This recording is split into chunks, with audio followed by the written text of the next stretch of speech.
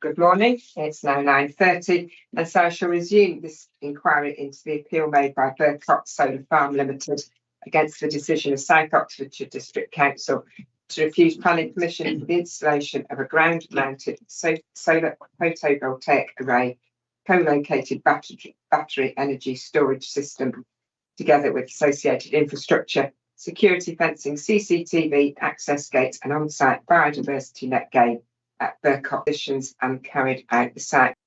But before we do that, are there any housekeeping matters that anyone needs to raise? And I need to ask whether either party wishes to make an application for costs. No. So, on that basis, Mr. Clapp, I would like to make your closing submissions. Thank you. Thank you very much. Thank you. Thank you.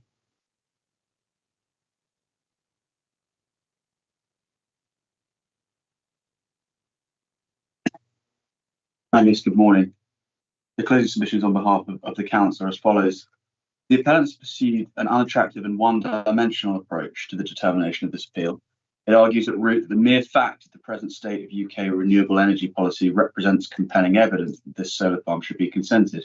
And I pause to know that that's despite apparently also disputing the application of this threshold set out in note 1, and argues that no more justification really needs to be provided. And I pause again to know that despite providing a sequential analysis in respect of the application, the appellant argues that it needn't have regard to alternative sites as a matter of policy, although it purports to have completed that exercise. This attempt to bulldoze all other planning considerations is at odds with the MPPF, the PPG and the local plan, and is contrary to a fundamental tenet of the planning system that application should be determined in accordance with the development plan unless material considerations indicate otherwise. The plan-led approach must be considered. In this case, that requires the appellant to show the use of BMV land is necessary for this proposal, and policy requires that compelling evidence for the same, evidence for the same should be demonstrated. The local plan tells us how an applicant may do this. As explained by Mr. Reynolds, it requires the appellant to show by adopting a sequential approach there is no lower quality land that can be developed before higher quality land may be used. The evidence before the inquiry is seriously deficient in this respect. The methodology behind the consolidated site selection report, which I'm going to call the report, is seriously deficient, as discussed below. Moreover, properly analysed, it clearly reveals there are reasonable alternatives to using BMV land in this case. This development need not use that resource to come forward. As a result, there is a breach of policy DES 7 by virtue of its LIM 7, which Mr. Custon agreed was a fundamental breach, was the fundamental BMV policy within the development plan. There is a breach of the development plan as a whole. There is a clear message within that policy that BMV development is to be avoided unless there is adequate justification to depart from that position. Plan directs that the restriction on BMV use should not be lifted if there is not. The obvious effect of this is that the policy directs that where its requirements are not met, permission should be refused. To the extent suggested that a breach of a relevant local plan policy cannot result in a breach of the development plan as a whole, that proposition is mistaken as a matter of law. You have the reference from Corbett set out below. Whether conflict with a policy results in conflict with the development plan as a whole is classically a matter of planning judgment, and the appropriate exercise of that judgment would be to consider that the proposal is at odds with the development plan as a whole in this case. Dealing with the correct test, which is of necessity, it is a requirement for the appellant to show that the use of BMV land is necessary for this scheme. Dealing with necessity and national policy. Necessity for the use of BMV for development is spelled out in the PPG. Mr. Custon agreed, in fact, that a particular factor which a decision maker will have regard to is whether the proposed use of any agricultural land has been shown to be necessary. Points put beyond doubt by the dicta in Bramley, which confirms that 178, paragraph 13 envisages that there will be proposals involving greenfield land, in which case the local planning authority should consider whether the proposed use of agricultural land has been shown to be necessary. The allegation that this, or indeed any relevant passage of the PPG is out of date, is dealt with more fully below. However, it's telling the most recent WMS on this topic references the necessity threshold, and indeed confirms that the greater the use of BMV, the greater justification will be required. As the land grade increases, there is a greater onus on developers to show the use of higher quality land is necessary. And Mr. Cusson fairly accepted that the author of the 2024 WMS would have been aware of the 2015 WMS and the PPG at the time the 2024 WMS was promulgated. Plainly, has she sought to erase or override the clear message within those documents as to the requirement to demonstrate necessity, she would have done so. Instead, she drove the requirement for necessity home. Again, it will be observed that the necessity threshold is implicit within the framework itself. Mr. Cusson and Mr. Field agreed that BMV was deemed a valuable resource in the planning system. It's difficult to see how soils could possibly be protected and enhanced as is required, unless there are a requirement to show that the use of such a resource were necessary in the circumstances. The alternative is that the resource could be used without appropriate justification, which is plainly wrong. So far as it goes, the point seems uncontroversial with a host of inspectors, even in the cases to which Mr. Field referred in his proof, perhaps put most clearly by the inspector at Little Cheveney Farm. In cases such as this, it should be shown that the use of agricultural land had been demonstrated to be necessary and could involve an assessment, or that could involve an assessment of alternatives. Dealing with necessity in the local plan, even if there was some credible argument that necessity was a matter which was not of material importance within the PPG or the framework, the requirement to show necessity is, without a doubt, imposed by the local plan policy DEL 7, subsection 7. Mr. Cusson strained against the clear wording of paragraph in cross-examination. His analysis sought to avoid the straightforward and objective meaning of the words used read in proper context. Limb 7 of the policy states that one of the matters that must be included in considering whether new development has made proper provision for the effective use and protection of natural resources is to avoid development of the best and most versatile land unless it's demonstrated to be the most sustainable choice from reasonable alternatives by first using areas of poorer quality land in preference to land of higher quality. Mr. Cusson agreed with me that the policy was restrictive of the development of BMV, subject to the relevant requirements, which follow the use of the words unless in the policy being demonstrated, but disagreed that this imported any requirement in local policy to show that the use of BMV land was necessary. That's plainly wrong. The starting point in the policy is to avoid BMV use, so that an applicant is inherently required to demonstrate something to avoid policy conflict. What must be shown is that in areas of poorer quality land have been utilised first and in preference to higher quality land. That is fundamentally the same exercise as showing there is a necessity to use BMV land, because the policy requires a demonstration that there is no poorer quality land available, or put another way, the use of BMV land is necessary and required for the development. Turning to the relevant standard of evidence, which is compelling evidence. The relevant paragraph of the PPG makes express reference to the 2025 WMS. The statement itself states unequivocally, as we agree with Mr. Field, and wants to be clear that any proposal of a solar farm involving BMV land would need to be justified by the most compelling evidence. The appellants are pains to avoid the application of that prevailing guidance. This is perhaps best exemplified by Mr. Field's confused approach to the appeal decisions which he had referred to in his own proof. At one point, he stated the inspector was bound to consider the 2015 WMS, but also alleged that the compelling evidence threshold had been adopted as a fallback or a high hurdle test in respect of the same case, the Land West of Thaxted case. There was no support whatsoever for that construction of the inspector's analysis, which simply analysed the facts of the case before as follows. Together with the specific circumstance of the case, I conclude that the factors provide the most compelling evidence to justify the use of BMV in this instance. Mr. Field continued to resist the obvious, despite the clear wording of another decision. He eventually reached a conclusion which revealed the cognitive dissonance in his position, that the decisions had used the language of the threshold of the 2015 WMS, but he could not conclude that the threshold had been adopted. Mr. Field was unduly defensive in this portion of his evidence, despite being asked questions about appeal decisions that he had referred to in his own proof. I did him no credit in my submission, and it reduces the weight that can sensibly be afforded to his evidence. The appellant's mistake as to the application of the 2015 WMS. It is the current government guidance, and it governs the determination of this appeal. Mr. Field agreed that it was relevant. Mr. Cusson confirmed it was a material consideration. Mr. Cusson agreed that the 2015 WMS is the present articulation of the government's position in present guidance. It's contrary to his proof where he said it doesn't reflect current policy. That's correct. The statement was made in 2015, but it is part of the government guidance as at the 14th of February 2025 and applies to this appeal. Mr. Field rightly accepted that the inspector was obliged to apply the guidance as it stood. Mr. Field eventually agreed, after being taken to the relevant authority, the 2015 WMS is an expression of national policy because you have the passage from Mead Realisations that I'm not going to read out, but that was contrary to his proof at paragraph 2.5, in which he alleged that the WMS didn't find its way into national policy. Misunderstanding of the status of the PPG, we say.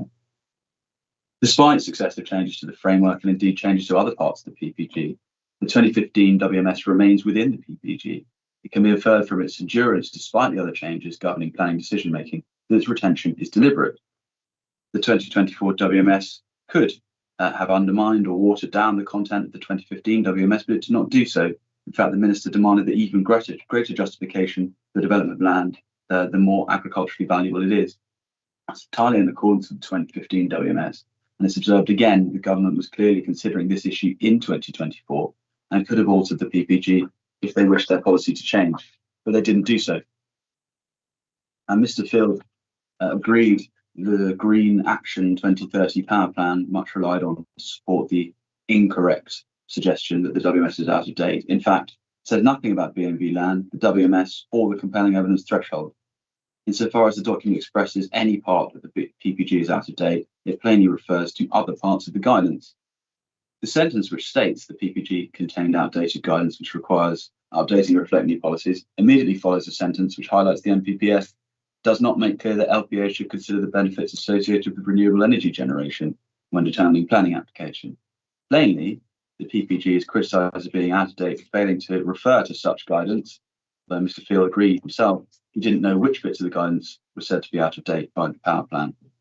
There's nothing in the power plan to suggest that reference to the 2015 WMS is out of date, inappropriate, or inconsistent with the guidance that it considers should be included. Finally, in each of the appeal decisions referred to by Mr. Field as proof of evidence on this point, the inspector actually applied the compelling evidence threshold. I'm not going to read those out, you have them in and we say, drawing to a close in this section, the correct threshold is plainly that of compelling evidence. The sequential approach is not contested, nor has it ever been, nor is it in any evidence that there is a national policy requirement to adopt a sequential test or approach to considering sites utilising BNB development. That's the ratio. Bramley decision is uncontroversial. However, Mr. Cutton accepted with me that in that case, the inspector had regard to what the local plan policy required, and he accepted that what the local policy provided was of particular relevance to whether a sequential approach was required. He accepted that it was relevant to consider DES 7, which is the relevant policy in this case, had to say in respect of a sequential approach, and accepted that it might provide a completely different context and require a sequential approach. He later sought to resolve from this, stating that if local policy required a sequential approach, that would be inconsistent with the NPPF. Come on that in a moment. But he did also agree that the High Court and the inspector in Bramley had not considered that the local plan policy requiring a sequential test would be inconsistent with the framework. Before analysing the issue of consistency, it's necessary to examine whether DES 7.7 does require a sequential approach. As a matter of straightforward policy interpretation, plainly that is the case. The mechanics of the policy were essentially agreed. As a starting point, BNB development would be avoided unless demonstrated that such development was the most suitable choice from reasonable alternatives. Mr. Cutton agreed that the method by which the same could be demonstrated was set down in policy in the words following the use of the word by within it, namely, by first using areas of poorer quality land in preference to that of higher quality. Pausing there, Mr. Cutton then agreed there was a requirement in the local plan to look at alternatives, and this puts us in a materially different territory to that covered in Bramley. Mr. Cutton then agreed that the policy tells us what was required first, and accepted that this was not an expression of preference, but a direction as to the primary step to be taken. He accepted also that inherently this connoted the concept of something being required second. I asked him whether there was necessarily therefore a sequence of considerations, and at that point he reverted to the apparent analysis that the policy only expressed a preference but did not direct a sequential approach. In so doing, he denied the objective meaning of the policy. The policy in terms requires that the first use of land, the word use, first is expressly used in comparison to, for example, national policy as he accepted. First use of land would be a poorer quality land before, open brackets, hence the use of in preference, the use of higher quality land if it's considered. That is an express imposition of a hierarchy or sequential approach to development. The approach mandated by DES 7 is materially identical to the requirement of the sequential test in respect of flood risk within paragraph 174 of the framework, which says development should not be allocated or permitted if there are reasonably alternative sites appropriate to propose development in areas of lower risk of flooding. Both approaches require that a particular resource, in B&V terms, the poorer quality land, in flooding terms, the land at risk of flooding, be utilised before a more valued resource, in B&V, the higher quality land, in flooding terms, the land at lower risk of flooding, lower risk of flooding, may be developed on. Any attempt to deny that DES 7 poses a sequential test is bluntly rebutted by the clear and deliberate use of the word first in that policy, as well as the clear and obvious comparison between DES 7 and the sequential test as set out above. This is a case in which the relevant local plan policy does expressly provide for a sequential approach.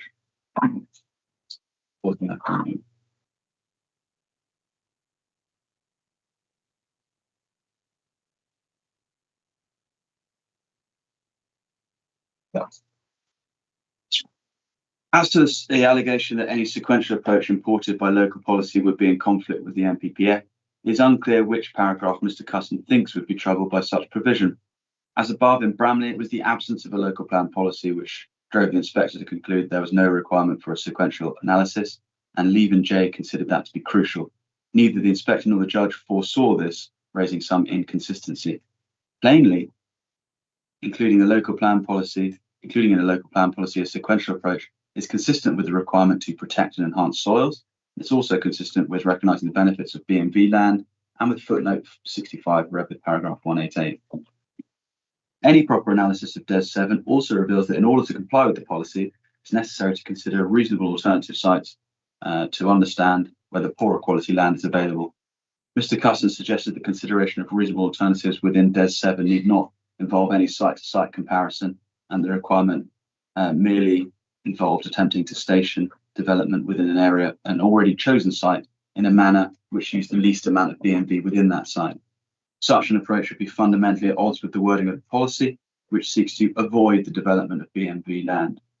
Mr. Cusson's approach is essentially about mitigating B&V loss, having accepted that some will take place. We cannot possibly hope to achieve the policy aim of avoiding such harm altogether where possible. On to the next section on compelling evidence. We say there is no compelling evidence in favour of the need for B&V land to be used, and the evidence suggests that non-B&V land is in fact available. The evidence submitted in support of this application does not approach compelling evidence of necessity for B&V land. Even if the lower standard of the balance of probabilities imposed, the appellant still cannot meet it. Much of this hangs on the report, which Mr. Cusson accepted. If I'm right about the construction of DES 7, the appellant was obliged to produce. Mr. Cusson also agreed that the document did not show the proposed site to be the most sustainable choice among reasonable alternatives, then there would be conflict with policy DES 7 and the policy would direct refusal. Mr. Field agreed that if the report was materially deficient, the inspector could find that insufficient evidence as to the need for B&V to be used had not been provided. The report is so deficient. Dealing with methodology first. In his proof, Mr. Reynolds set out a damaging series of methodological flaws within the report, which reveal that there is available non-B&V land which could be utilised for this development. Before going on to those, however, it's worth considering whether there has ever been any genuine consideration of alternatives by this developer. The appellant company, Burcot Solar Limited, was incorporated on the 23rd of July 2021, with presumably extensive discussions with the landowner occurring beforehand. The earliest comparative survey document, which was before this inquiry, was generated on February 2022. Even the agricultural land classification took place after the company was incorporated in August 2021. The obvious point is that the name of the company, the date it was incorporated, betrays the fact that this site was selected before there was any meaningful analysis of alternatives. In short, the same are retrospective analyses designed to buttress a preordained conclusion. Mr. Cusson assures us that surveying work was done prior to the incorporation of the company, but none of that information is before this inquiry in a context in which there is a requirement to show that poorer quality land has been considered before higher quality land. The appellant's approach is hardly convincing. The appellants repeatedly sought to argue there's no guidance or methodology as to how to complete the site selection report. It doesn't matter because, as Mr. Cusson agreed, the absence of such guidance cannot absolve the appellant of the obligation. The report must be robust and reasonable, and it must be adequately justified. He also agreed that if not, the report's conclusions could not be accepted. The report is materially deficient, and its conclusions cannot be accepted, even on the balance of probability standard. Starting with the additional site versus alternatives point. The report states on its face that if, through the site selection process, another site is identified as suitable, this should be considered as an additional site, not an alternative site. In a context in which DES 7 requires the demonstration of reasonable alternatives in order to justify areas of poorer quality land which are to be used first, that is not a promising start.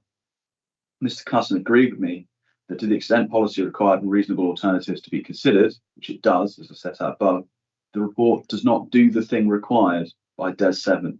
It is methodologically incapable of discharging the requirements of the policy. Turning next to the differentiation of land, or rather the absence of the differentiation of land, the report rules out for consideration any and all grade 3 land, including areas which involve a mix of grade 3 and grade 4 land. Mr. Field agreed it would be wrong to recognise grade 3 land generally as all being of the same standard, and he said it was important to recognise the subdivision within grade 3 land between grade 3A and grade 3B. Mr. Cusson accepted by bundling the sites together in this way, the appellant had necessarily excluded land which is not BMV from potential alternatives, and he could not say that non-BMV land was unavailable within the relevant radius from the point of connection. This draws obvious comparisons with the Lullington decision, in which the appellant had failed to undertake a site selection process which disaggregated grade 3A and grade 3B land within the search area. The High Court explained that the inspector had found the site selection report in that case was not sufficiently robust because it failed to carry out any investigation of soil quality outside the appeal site.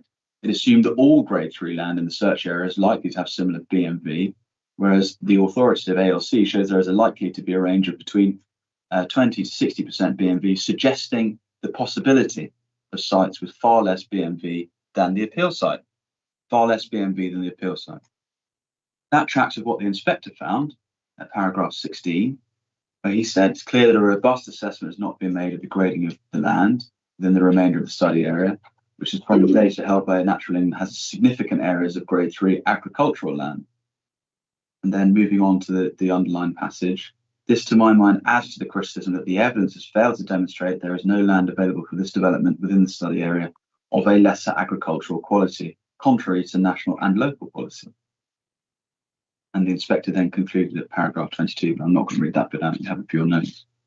Now, notably in the Lullington appeal, the inspector found that the difficulty arose in that within the grade 3 area, there was the possibility of sites with less BMV than the appeal site in that case. We already know what Mr. Cusson says about that because I've set it out in the preceding section. Of course, Lullington involved a site in which there was alleged to be temporary loss of 49% of BMV land at the appeal site. The appellant's in a significantly worse position here because 100% of the site is BMV land. This means that any site within the grade 3 area on which the development might come forward, but which was not comprised totally of BMV land, would be preferable to the present site. Now that comparison is compounded by Mr. Field's statement towards the end of his evidence. You can find non-BMV land, of course you can, but it has to be suitable and available. We have no idea whether any of the non-BMV land within the search area, which is packaged with part of the grade 3 or grade 3/4 land, is suitable or available, because the appellant hasn't looked at it. The excuse for the failure to conduct any disaggregation of the land within grade 3 was that doing so would be onerous and expensive. But Mr. Cusson agreed with me that it would have been possible to conduct at least a sample survey of some of the sites within grade 3 or the grade 3 area. It's noted again in Lullington that a further investigation into grade 3 land may be achieved by sample surveys on other possible sites with the permission of the owner. Mr. Cusson told the inquirer that no landowners had even been approached with a view to conducting a sampling process.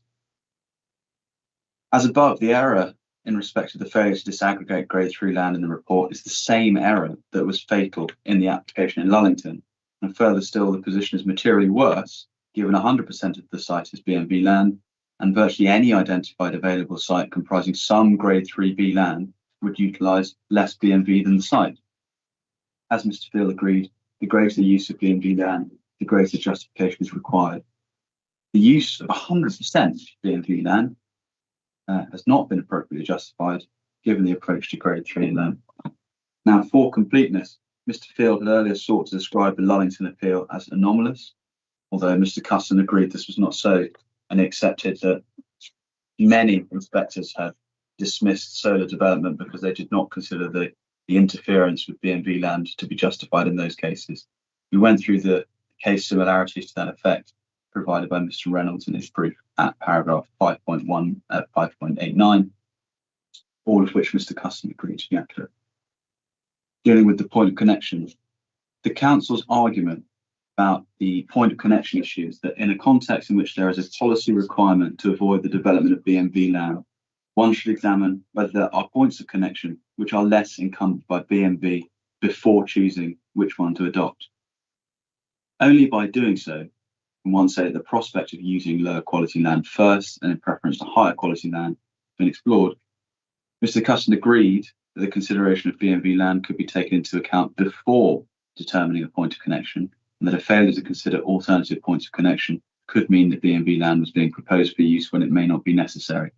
In this case, we have no idea whether there are other points of connection that may have resulted in 0% B&B land use because the appellant has not looked.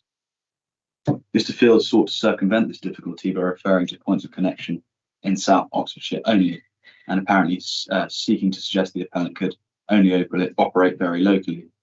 This was at odds with the appellant's own evidence that it had been looking at sites across England, Scotland and Wales, identifying sites it considers suitable. Mr. Cusson therefore fairly accepted that Mr. Field had been wrong. Other points of connection less encumbered by B&B could easily have been included for consideration, but they were not. Cable size and search size. The cable size determines the radius of search and therefore affects which sites may be included as reasonable alternatives within that.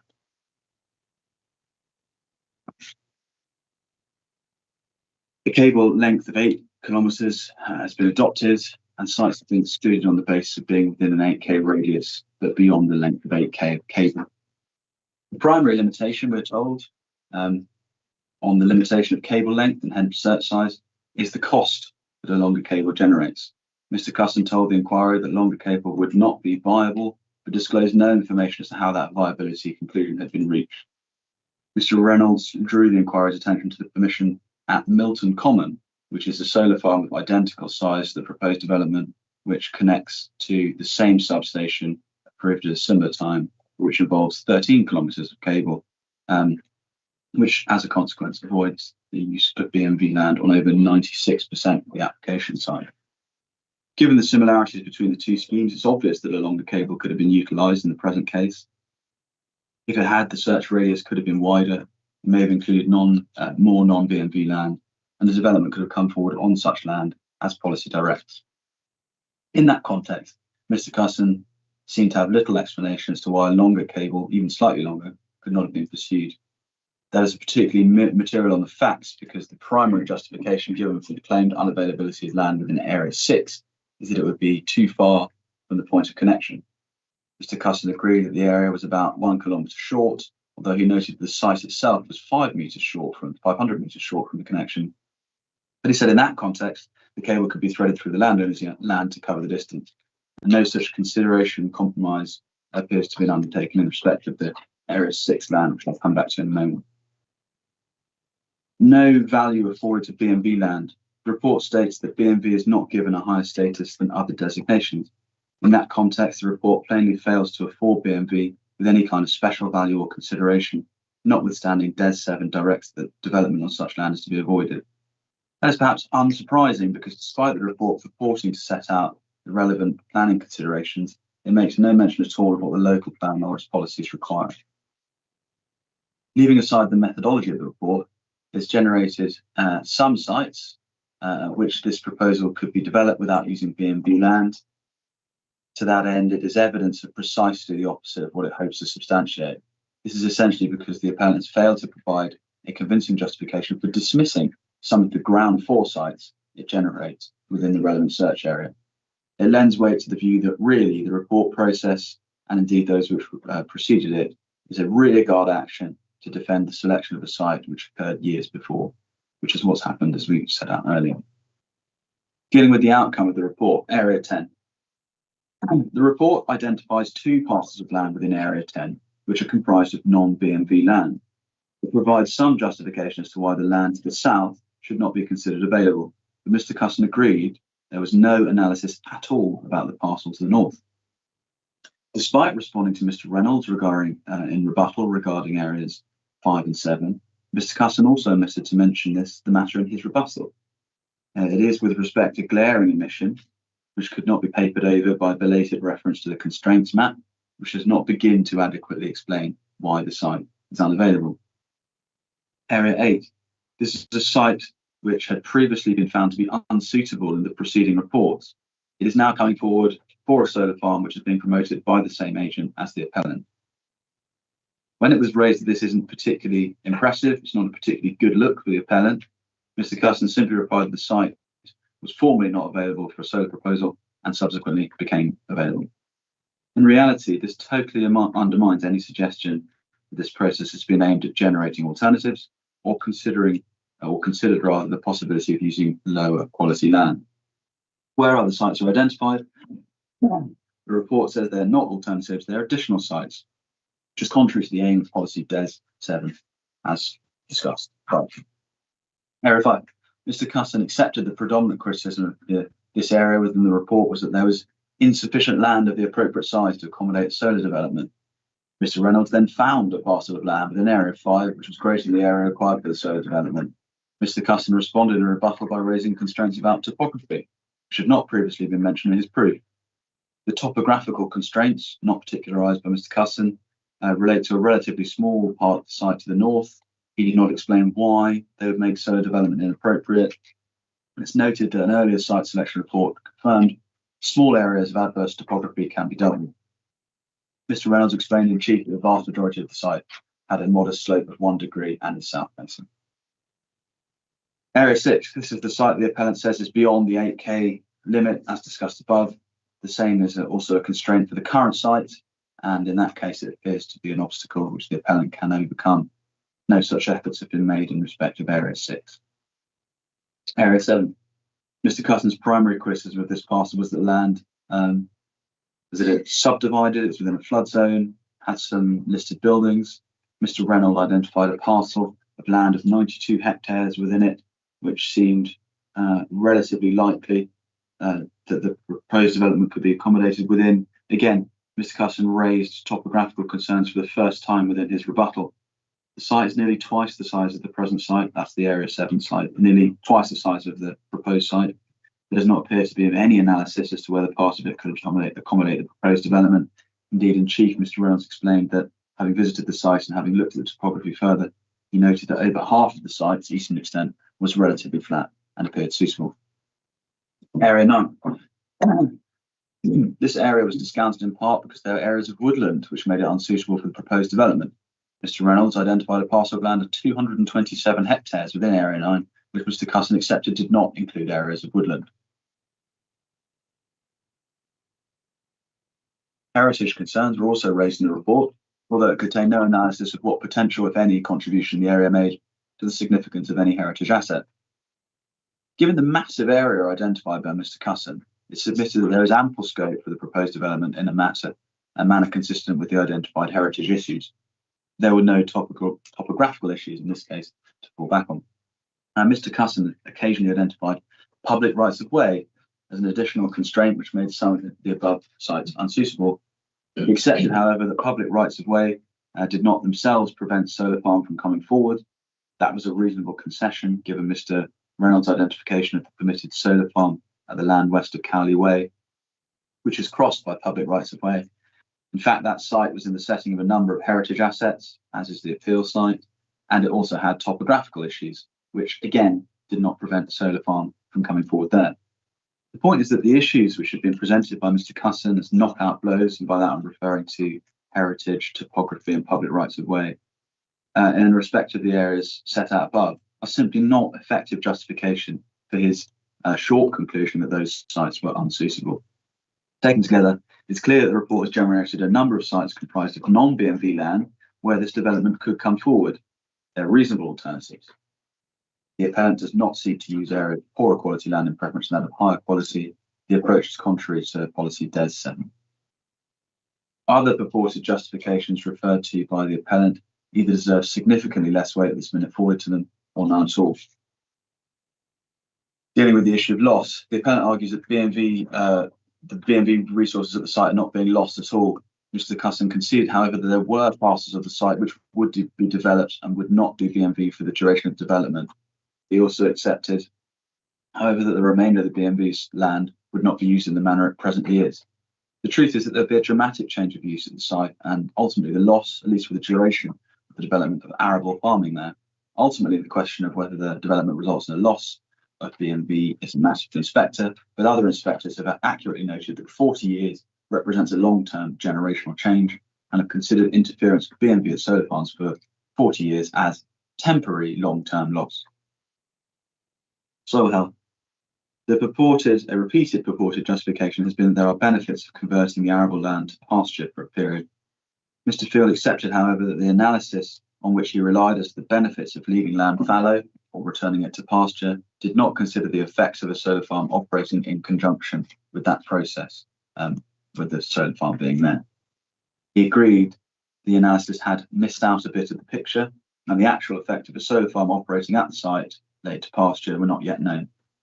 Again, this lowers the weight, if any, that can be attributed either to the argument that BMV land will not be lost, or to the assertion that there may be some sort of improvement.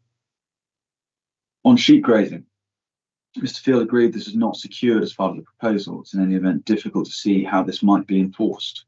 Mr. Reynolds explained he'd never seen any sheep on a solar farm. Sheep on a solar farm.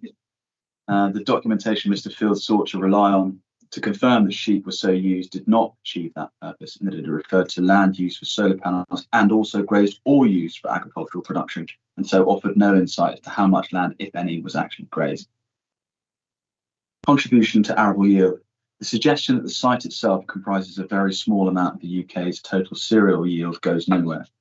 Mr. Field agreed that this did not did not affect the policy approach to proposed loss of BMV, and also that value was not dependent on size or contribution. He quite fairly accepted the point was not persuasive and would not stand on its own. Farm diversification benefits. This is a farm that the inquiry heard has been established since the late Victorian era, during which time it's been doing okay, notwithstanding all sorts of shocks to farming which have taken place within that time and the present day. Mr. Field provided a long list of potential farm diversification methods, concluding the list goes on. Simply put, the enduring financial health of this farm is not contingent on this development coming forward. Just dealing with some points of policy. Policy DES 9 in context. The appellant sought to rely on policy DES 9 and the fact that it did not, in its own wording, state that development which was harmful to BMV would not be supported. Mr. Custon accepted, however, that it was wrong to read local plan policies in isolation, and that we have to read the development plan as a whole, as the local plan itself directs, although it doesn't have to. Which entails reading DES 7 with DES 9. He accepted this. We could not extract from the wording of DES 9 alone that solar farms will be acceptable as a matter of policy. To this extent, he sought to suggest otherwise. The approach is contrary to how development plans should be read. He accepted that DES 7 was the policy which concerned BMV and therefore applied to the proposal.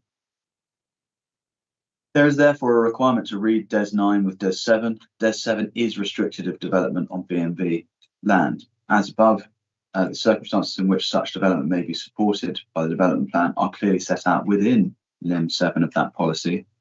As above, the appellant has not demonstrated that BMV land development has been avoided, or that areas of poorer quality land has been developed in preference to land of a higher quality, land of a lower quality. I'll read that again. As above, the appellant has not demonstrated that BMV land development. I think I should probably remove the reference to land there. It's just a sentence. B&B development has been avoided, or the areas of poorer quality land have been developed first in preference to land of a lower quality. Sorry, I'm just pausing because it's obviously a sentence I've written quite late at some point. I've done a couple of lowers. It should say in preference to land of a higher quality. It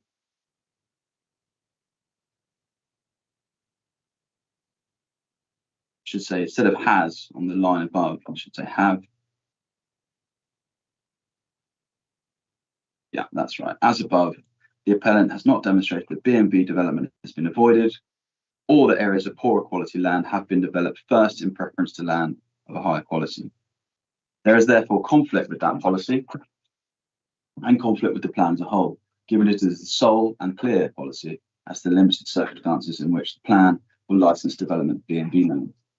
The suggestion that this was a case of climate policy overriding matters is wrong, as Appendix 16 to the local plan confirms. DES 7 is itself a climate policy. I'm reading DES 7 with the MPPF. Mr. Custon accepted that there is a relationship between paragraph 187A and the provisions of a local plan, insofar as the paragraph requires, as a matter of local policy, a decision maker to protect and enhance soils in a manner commensurate with their identified quality in the development plan. He accepted also that failure to protect and enhance soil in a manner expressed in the development plan, this would also be a breach of the framework. Here, there is a clearly expressed restricted policy concerning B&B land as set out above. It is breached, and that breach is also a breach of national policy accordingly. Dealing finally with some points of weight, Mr. Reynolds argued for moderate weight to be afforded to B&G credentials of the scheme. In so doing, he was adopting an approach consistent with the number of inspectors in the approach, which is commended. This inspector, you see the references set out in the footnote. Loss of B&B. Mr. Reynolds' approach to this matter is set out in detail in his proof of evidence and was explained clearly to the inquiry. It's not repeated here. He attributed the loss of B&B as having significant weight. Mr. Custon stuck with his answer of neutral weight, despite being reminded that, at a minimum, even on his own case, there would be a loss of B&B caused by this scheme. His refusal to adjust his balance in light of that realisation was telling. On any case, some weight should have been afforded to the loss. In light of the considerations set out above, Mr. Reynolds' approach is eminently correct, given the approach the appellant seeks to adopt is totally at odds with the development plan, as we've explored. I've already dealt with the lack of alternative sites, I'm going to repeat that. Two more points. As to the renewable energy benefits of the scheme, the council has never sought to deny or downplay the importance of delivering renewable energy. What it objects to is to characterise this benefit in several ways, as to allege, therefore, that the benefits should be double or even triple counted. Many of the claimed benefits arising from the scheme are in truth dimensions of the same benefit. For example, renewable energy generation benefit and battery storage, which is obviously a functional dimension of the scheme, and climate emergency, which is the justification in part for the weight of renewable energy generation, and grid connection, which is a positive only insofar as it facilitates some of the other benefits. They're not separate benefits to which separate weight should be afforded. Mr. Reynolds was fair in affording renewable energy significant weight, and they're dealing with one item. Parties essentially agree on heritage and landscape matters. I'm not going to set those out in any detail. And so for the reasons that just set out, the appeal should be dismissed. It's contrary to the development plan, and material considerations do not indicate that the appeal should be determined otherwise than in accordance with the development plan. Thank you. Thank you.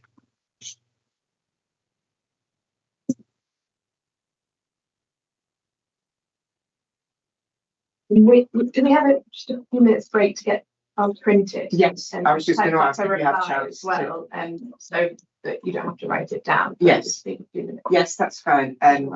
Do you want 10 minutes? Maybe Or 10 minutes. 10 minutes, yeah, just, that's fine. I think you, the kind of, I think this is really just a reply to those that you switch. You don't want to go on.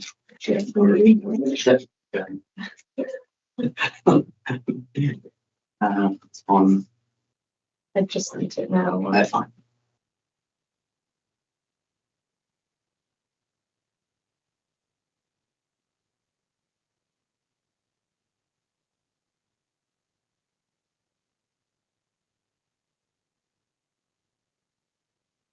That will come through.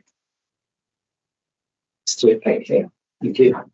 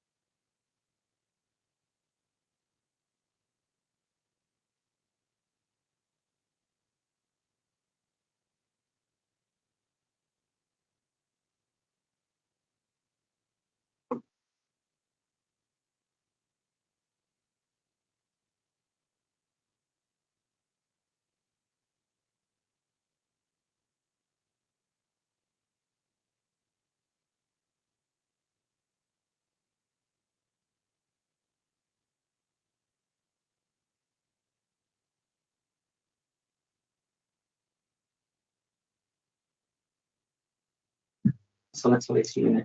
Okay. Should we put it right? Mhm.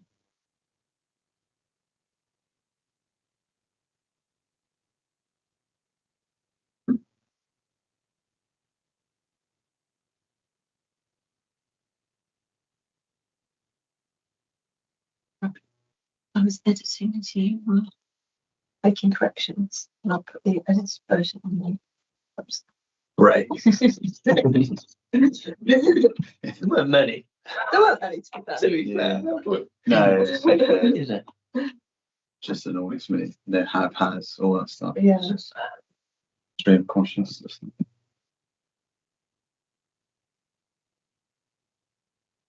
you got it. Oh yeah, I'm just Sure. Okay, yes. nearly All right. there. Huh? Nearly there. Nearly there. Good, I we're wish- not coming back on Monday. Yeah. Although I don't think we were coming back. were No, we? no, it was Virtually. Ah. I really think this bit there should just you should be able to put your document in rather than read it. Yeah. It's not really fair on you guys having to Well, I mean, turn it round so quick. yeah. When they, I kind of prefer it because otherwise we just you got to get it done. You spend just, days doing it and it just gets in the way. I suppose it all gets in the short-term memory as well, doesn't it? And then Yeah. still coming.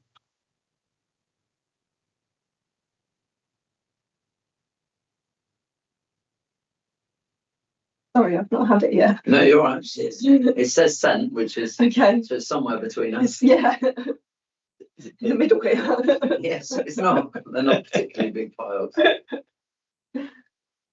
3,000 pages of closing bureaucrats here. Yeah, so we are coming back. We are coming back on there, yeah. Through. What's your email address, Nicola? It's just nicola.smith@southandvale.gov.uk. Maybe I'll try to send it as well in case it.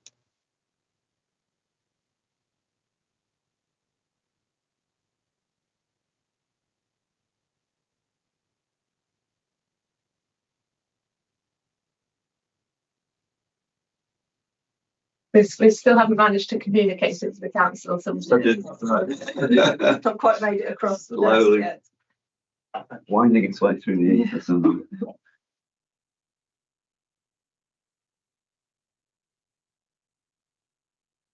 There is something about this Wi-Fi emailing. Is there? I can go and send emails at all on the Wi-Fi. Oh, It's fine for the internet, but for some reason it's Oh, kind of okay. wants to just my email.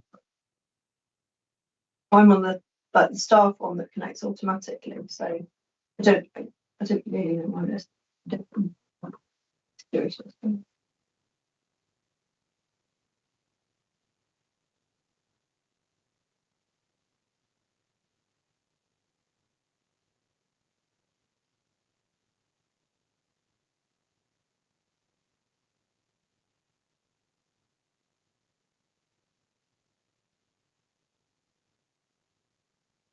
This intervening in this case when on behalf of the group of planning officers, they've got to send in the application to intervene, and they asked me yesterday who they have to send it to. The respondents, the Secretary of State, obviously. And I was just doing this. Oh, it'd be fine. I could just reply to your email tomorrow. Anyway, she sent the application to Angela Rayner. And Go straight to the top. It's still not come through. Probably can't rush. Should we try sending it to? Well, you. I can't get my emails, otherwise I was going to You say can't you print can it send it either. to me. No. No, I've got Henry's. Oh, it's just slow then. Okay, so there's two separate documents. Yeah, great. Thank you.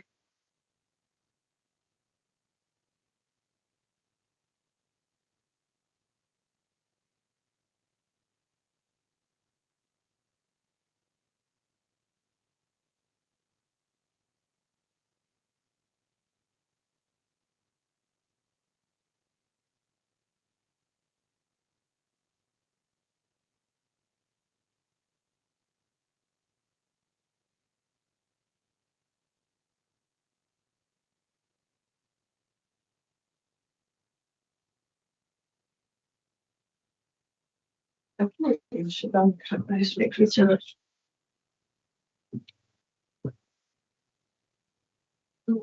Have you got it? Yes. Yes.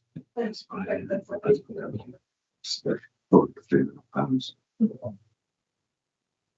A nice thing.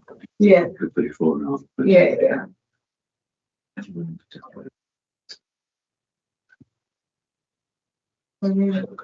What because they works? Or?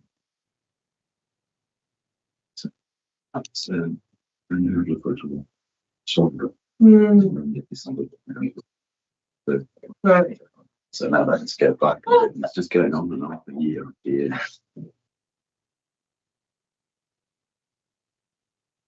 Yeah, anyway, it's just so dangerous. I know. You've made me horribly conscious of the number of emails that are waiting. It's like 20 minutes, you've got about 10 even. How do you survive? It's just It's a good question. Yeah, resounding. Yeah. So, Yeah, It's literally relentless. you don't spend your whole life just over trying here. to deal with No, you just leave them not open. And then You scan them, and then you get the summary. So you think, oh, let me do that. And then you get to the end of the day, you think, oh no, there's all there. Yeah. And because it's a big company, you probably get 15 to 20 emails of just conflict chats a day. Oh, what? Conflict chats of like whether you're opening your site is next to somebody else's, Oh. whether we can work in this company together. Is the way that, as you can tell, Nigel being up in things, whatever you know, it's What was the last night? Karaoke? by areas. Yeah. Site. No. Yeah. Then we can Wasn't too loud. Not quite. I I think, yeah, it'll get rowdier tonight. So. Yes. And you'll have to read. Somebody I won't be there tonight. No. You do. You'll be gone. But and you start with sorry everyone. Here's another email. The only mass emails we get back things like that is that the car park sector in our Birmingham office is always very that every day we get an email. The car park sector is not going down. At least it's not that it's down and won't come up. Yeah.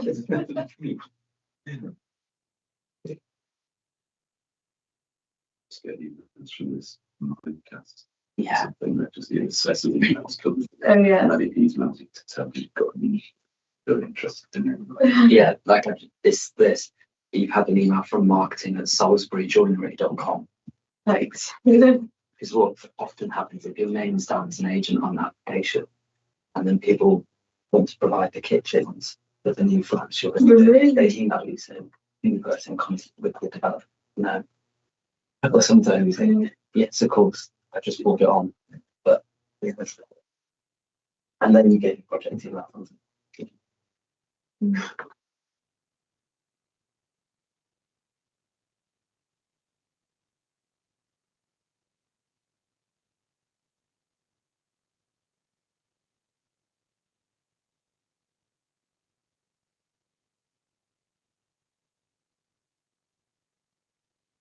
There's a slight delay still right. in the internet working. Oh, right.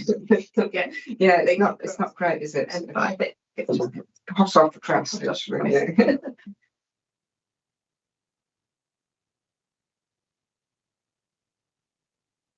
Very conveniently located photocopy. Yeah.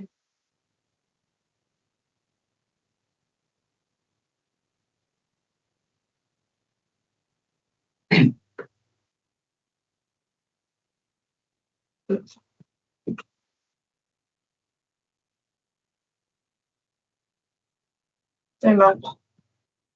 Some full copies. Wonderful, thank you. That's very kind.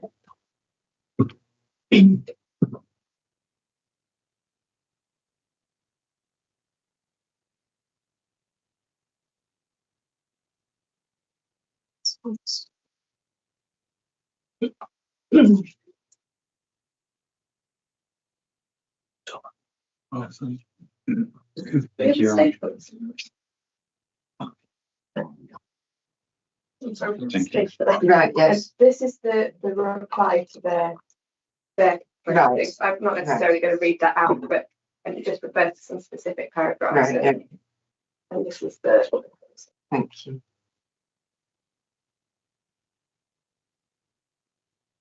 Thank you.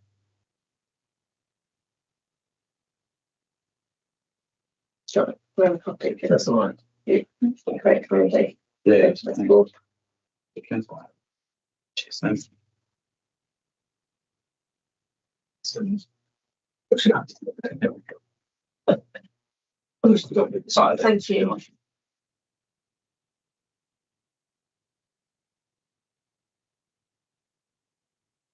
So, trying to be if you want to make your points and submission.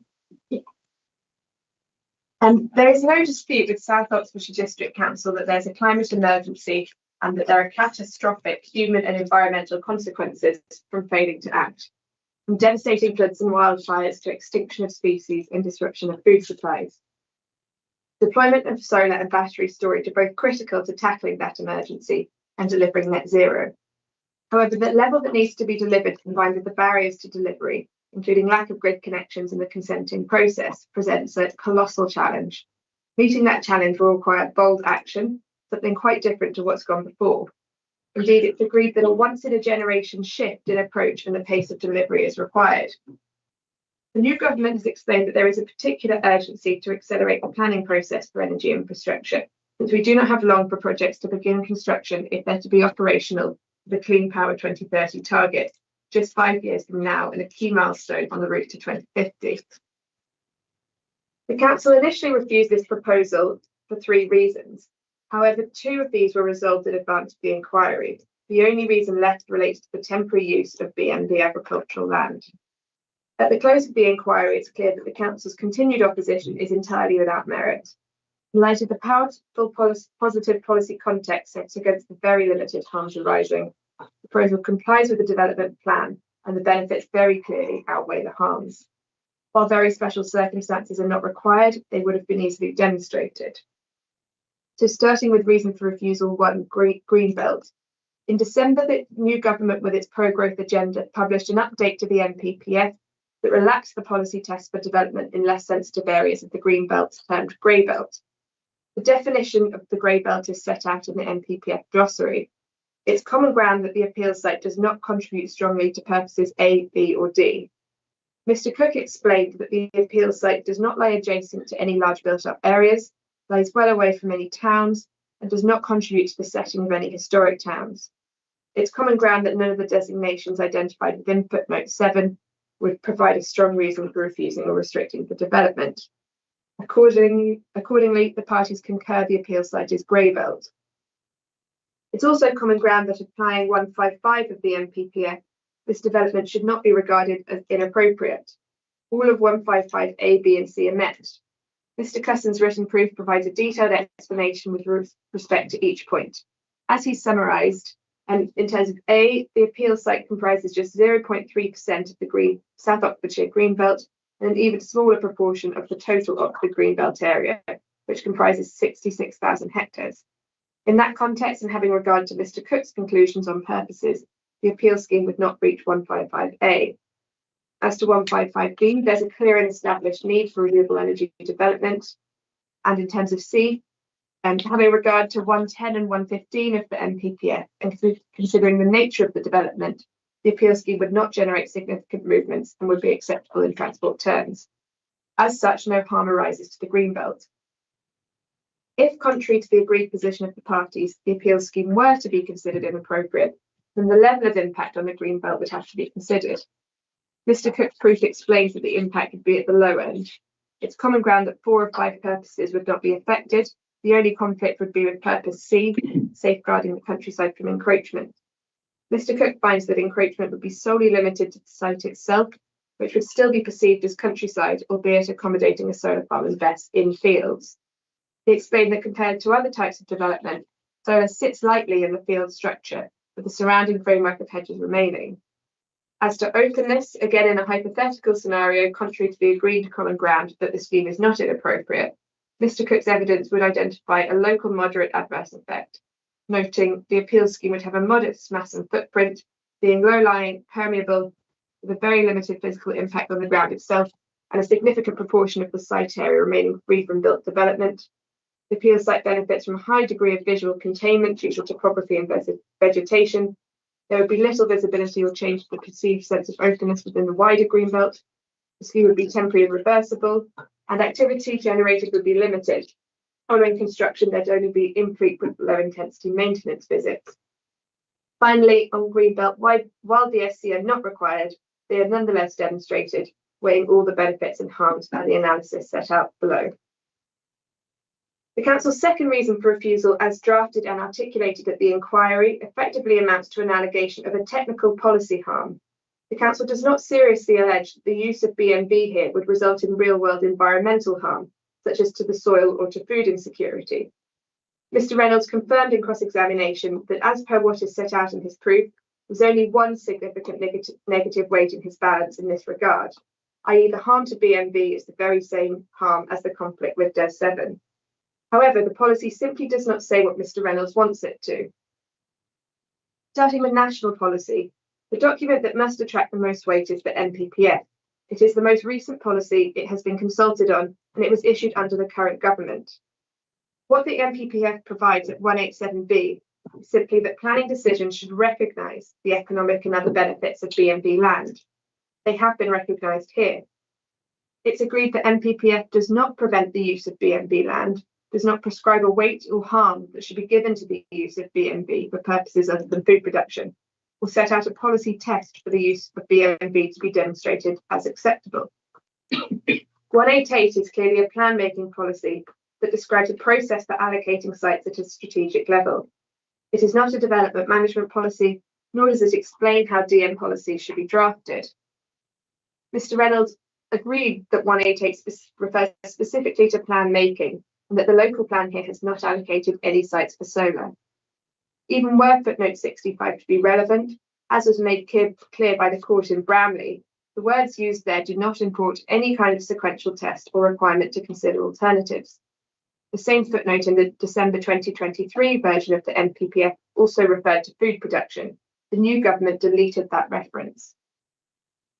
While not a point raised by Mr. Reynolds, Mr. Clapp took Mr. Cusson to 187A, which refers to protecting and enhancing soils in a manner commensurate with their statutory status or identified quality in the development plan.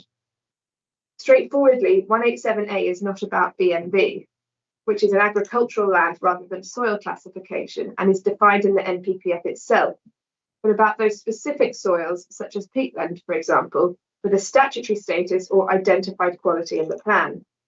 In any event, 187A only points in favour of the appeal scheme, given that all parties agree the soil resource would be protected and enhanced by the development. EN3 is also an up-to-date expression of national policy. It has an entire section on solar and use of agricultural land. While it notes a preference for use of poorer quality land and asks applicants to avoid BMB where possible, it also states that land type should not be a predominating factor in determining the suitability of the site, that the development of ground-mounted solar arrays is not prohibited on BMB, and that consideration may be given as to whether the proposal allows for continued agricultural use or can be located with other functions such as storage to maximise efficiency. The appeal scheme does both of those things. In addition, EM3 indicates expressly that the Secretary of State should not use a consecutive approach due to the scale of the need and the grid connection requirement. And I quote there, where EM3 says, as most renewable energy resources can only be developed where the resource exists and where economically feasible, and because there are no limits on the need, the Secretary of State should not use a consecutive approach in the consideration of renewable energy projects, for example, by giving priority to the reuse of previously developed land. As to the 2015 PPG, this simply states at 13 that a range of factors should be considered for large ground-mounted solar, including its temporary and reversible nature and potential to mitigate landscape impacts through screening. The one factor that Mr. Reynolds focused on was this: where a proposal involves greenfield land, whether the proposed use of any agricultural land has been shown to be necessary and poorer quality land used in preference to higher quality land, and the proposal allows for continued agricultural use where applicable or encourages biodiversity improvements around arrays. All the words say is that one factor among a wide range that decision makers should consider is whether the use of agricultural land is necessary, which will involve a range of inputs from grid connection to land ownership. There's no prohibition on use of such land or a strict rule, rather just a range of matters that need consideration. And this is important in light of the Council's closings. The PPG passage refers to all agricultural land, not BMV. It does not say that solar schemes or battery storage must pass a sequential test to be acceptable on BMV, and nor does it say that use of BMV rather than agricultural land per se has to be shown to be necessary. Applying the words of the PPG, there is common ground that use of agricultural land is necessary here. The Council agrees that no brownfield or PDL sites would be available. It's also agreed that within the wider survey area, poorer quality land has been used in preference to higher quality land, as the majority of grade 2 land was excluded. Finally, the proposal would, per the PPG, allow for continued agricultural use and encourage biodiversity improvements. The PPG also refers to the 2015 WMS. Mr. Cusson explained that the WMS does not accord with the approach of the NPPF, but it is out of date and it can only be given limited weight. Mr. Reynolds agreed that later policy documents and statements are capable of affecting the weight to be given to earlier statements, but the WMS was drafted in a different era a decade ago and must be read in light of everything that's come since, including the 2019 net zero legislation and climate emergency declaration. That the WMS was a statement by a former individual minister elucidating a particular approach at that point in time, and that it has never been repeated by another minister since, nor included in the NPPF, which has been updated 6 times. Since 2015, there's been a step change in the imperative placed by government on the urgent need for rapid deployment of renewables. Mr. Cusson and Mr. Field both told the inquiry the WMS is out of date. That was also the approach of the inspector at the recent Penhill Moor appeal, who gave no weight at all to the WMS. Mr. Clapp suggested the government could have removed the reference to the WMS but chose not to. However, Mr. Field explained that in his view that simply indicates that the link to the WMS in the PPG has been a low priority issue for government, such that it was not thought about or considered necessary. Furthermore, as Mr. Reynolds agreed, the new government has now expressly stated that the PPG, which refers to the WMS, contains outdated guidance and will be updated this year. The relevant statement to that effect in Clean Power 2030, read as a whole, makes clear that the reason the PPG needs updating is to make it more supportive of clean energy. The introductory sentence states, for locally consented energy infrastructure, decisive reform is urgently needed to deliver clean power by 2030. Removing the reference to the PPG, that should say to the WMS, would be a good start. It was agreed with Mr. Reynolds that the NPPF represents the government's most up-to-date planning policy for the purposes of this application. And that being so, in the case of a conflict with the WMS, the NPPF is to be preferred. There is a clear conflict and the NPPF must be preferred. That the NPPF carries more weight than the WMS or indeed the PPG must also be the correct approach in light of the judgment in Meath realisations. That case explains that the legal status of the PPG and NPPF are effectively the same. But as to the weight to afford to them, at paragraph 39, the Court of Appeal said that relevant factors in assessing weight may include the respective terms of the policy and guidance and whether they sit easily together, the timing of their publication, the nature of the process by which they were produced, and refers there, for example, to whether there's been consultation.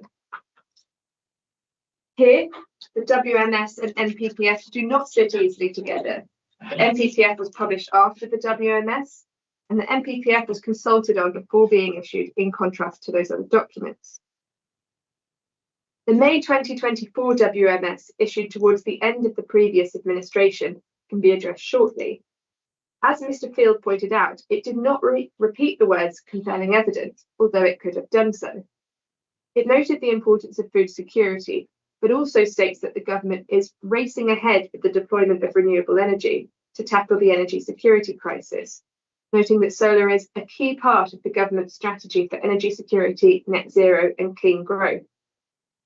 The 2024 WMS does not set any new policy test, repeating parts of EN3 and suggesting due weight should be given to BMV, while also noting that the total area of agricultural land used for solar is very small, and even in the most ambitious scenarios would still occupy less than 1% of the UK's agricultural land. Mr. Reynolds agreed this is a very small amount, and even less of it would be BMV. The same point, that solar is not jeopardising agricultural land nationally, is made in the new government's latest statement on the issue, the July 2024 Clean Energy Superpower Mission. This explains that credible external estimates suggest that ground-mounted solar used just 0.1% of our land in 2022. The biggest threat to nature and food security and to our rural communities is not solar panels or onshore wind. Government says it's the climate crisis, which threatens our best farmland, food production, and the livelihoods of farmers. In all, it's common ground that there's no prohibition on use of BMV for solar in national policy or guidance, including the WMS, nor a requirement in national policy or guidance to apply a sequential approach or to consider alternatives. That was also the conclusion of the High Court in Bramley. Indeed, as the judge in Bramley highlighted, case law indicates that the consideration of alternative sites will only be relevant for a planning application in exceptional circumstances. As to the local plan, the key policy for the determination of this scheme is DES 9. DES 9 explains that renewable schemes will be supported where a number of criteria are met. It is common ground that all are in this case. DES 9 entirely omits any reference to BMV. While Mr. Reynolds suggested it does not need to refer to BMV because there's another policy that does so, DES 9 does refer to other issues where there are likewise other relevant policies, such as heritage and landscape. That is a stark omission and a clear indication that use of BMV is not considered by DES 9 to be a barrier to renewable energy development. The only policy in the local plan that mentions BMV at all is DES 7, and even there BMV is only mentioned in 1 out of 8 criteria and not referenced at all in the reason justification.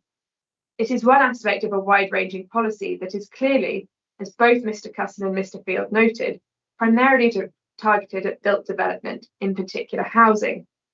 There are repeat references to housing and none at all to renewable energy. All 8 criteria would be relevant to a housing scheme, but apply much less readily to a solar farm. The policy starts by saying new development is required to make provision for the effective use and protection of natural resources where applicable, including, then lists 8 criteria. The first of these relates to efficient use of land. Other limbs are focused on protecting natural resources, including in relation to water, air and land. The policy is intended to contribute to Objective 8 of the local plan, which is about tackling climate change. The first sentence of the reason justification refers to the prudent use of natural resources as a key element of delivering sustainable development, as this contributes to tackling climate change.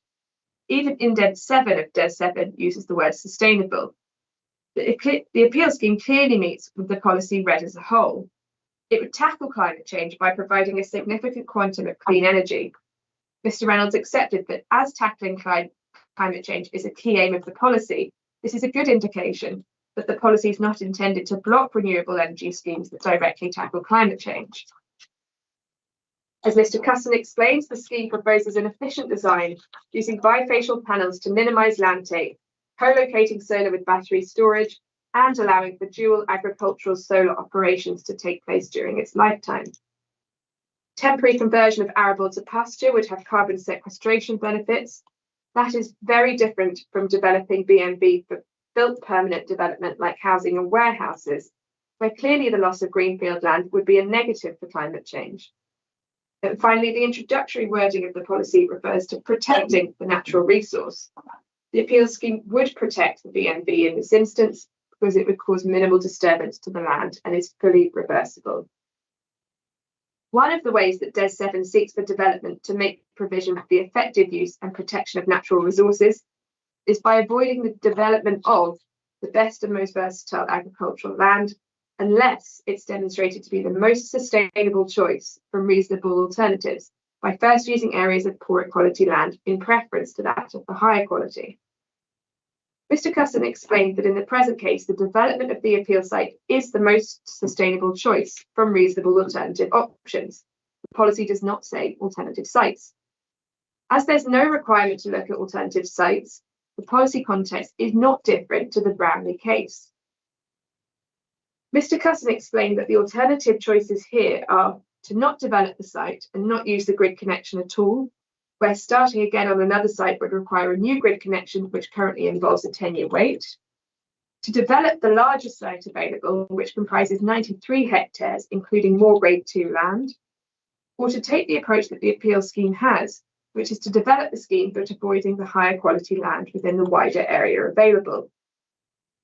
It's hard to understand how the council could conclude that not developing the appeal site in the circumstances of an urgent need for new clean power by 2030 would be the sustainable choice. Mr. Cusson was clear that being required to develop elsewhere without an agreed connection would not represent a reasonable alternative in the context of the climate emergency. As to the words, by first using areas of poorer quality land in preference to that of higher quality, within the land that is available to it, the appellant has done exactly that, using first the areas of poorer quality, excluding almost all Grade 2 from the final design. The council suggests that these words require looking at other sites and/or a sequential approach.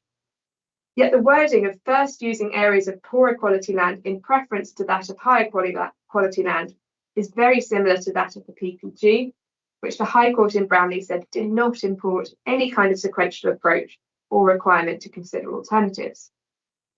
Mr. Clapp suggested that the introductory two words, by first using, result in a radically different meaning to the remarkably similar words of the PPG. That cannot possibly be right. The words by first make no difference. Preference already implies preferring a first option A above a second option B. The definition of prefer is to like one thing better than another. Brownlee was very clear that the language of preference does not import a requirement to look at alternatives in any way. DES 7 must be read the same way, as expressing a preference but not a precedence, to use the words of Inspector Major in the Little Cheesley Farm Capital. Mr. Cusson also explained that where a sequential test is set out in policy, such as for retail or flood risk, policy also explains how you carry out such a test. And just in response to the council's closing, when there's a flood risk sequential test in the NPPF, it specifically says multiple times that it is a sequential test. It uses those very words.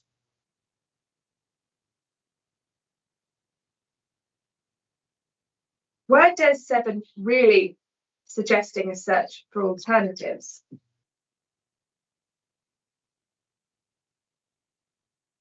There would be some guidance somewhere in the local plan, supporting text, or in SPD about how such a search could be undertaken. Nothing of the sort exists.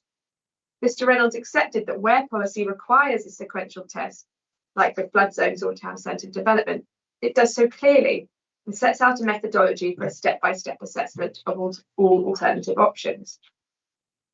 Indeed, Mr. Reynolds went as far as to accept that DES 7 is not a sequential test, does not prohibit use of BNB, and does not require every single possible alternative to be considered, in contrast with, for example, town centre development. The further obvious implication of DES 7 not being a test is that there is no pass or fail. However, Mr. Reynolds still asserted that DES 7 proposes a sequential approach, whatever that means. Mr. Cusson disagrees, but was very clear that even if Mr. Reynolds is right that DES 7 does require a sequential approach, that would be inconsistent with national policy, which the High Court has expressly confirmed does not require a sequential approach or consideration of alternatives. That reduces the weight that can be given to the policy, with the NPPF taking precedence. Mr. Reynolds' proof suggested that DES 7 follows a sequential approach and that he gave full weight to it because he says that is consistent with the advice in the NPPF and that it requires new development to follow a sequential approach. However, as was established at the inquiry, that was a misunderstanding of the NPPF, which it is now agreed does not require a sequential approach. Finally, on this point, even if a search for alternative areas of land is required by DES 7, the appellant has, as a matter of fact, looked at alternative areas by way of its site selection report. The report here was not provided as a requirement of policy, but to justify the positive weighting Mr. Cusson gives to lack of alternatives as a benefit.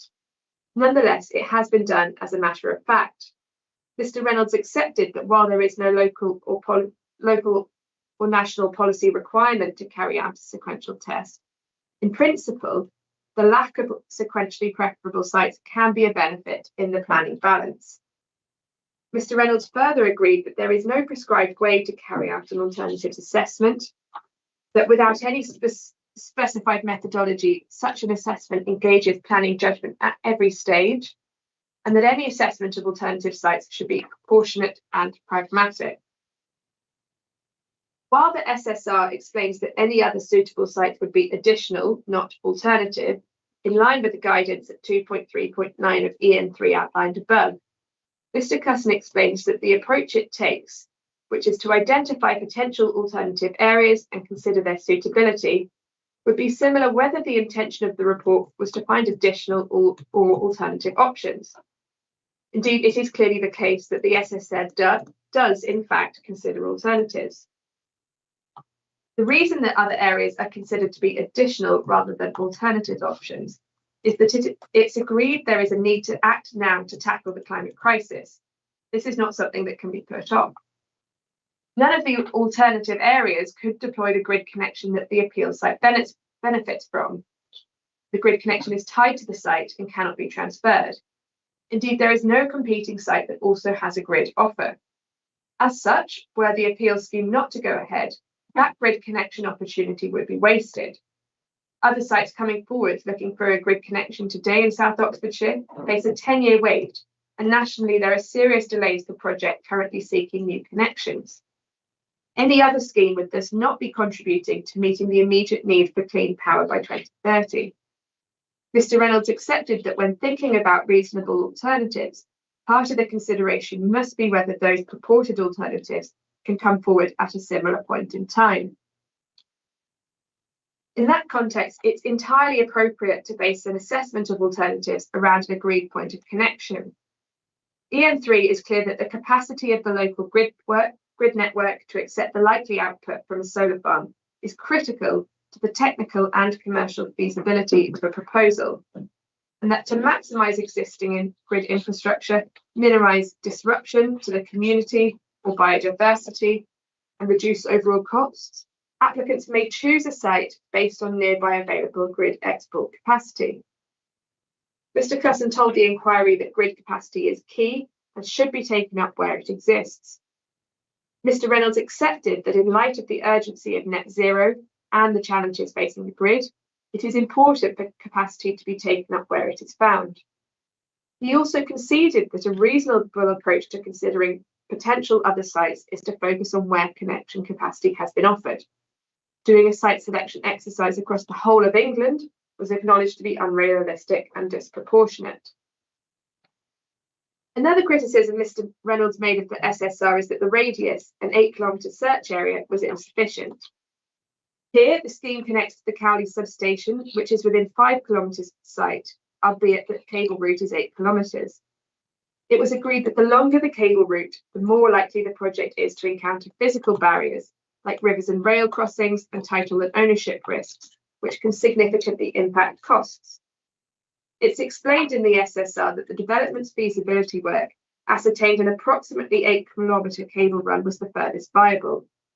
There is no requirement for a developer to provide commercially confidential, detailed viability information in this context.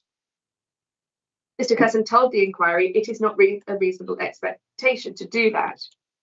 The highest Mr. Reynolds goes in contesting the 8 kilometres is to point to one other site that has a 13-kilometre cable. However, as Mr. Cusson explained, the cost of a connection as well as the cost of the development itself can vary significantly in each case. There are many other appeals where far shorter distances of 2 to 5 kilometres have been considered the maximum reasonably viable. Mr. Cusson described 8 kilometres as the upper limit of his upper end of his experience of solar schemes. Mr. Reynolds also suggested that the SSR should have carried out a detailed assessment of other provisional grade 3 areas rather than focusing on the grade 4 areas.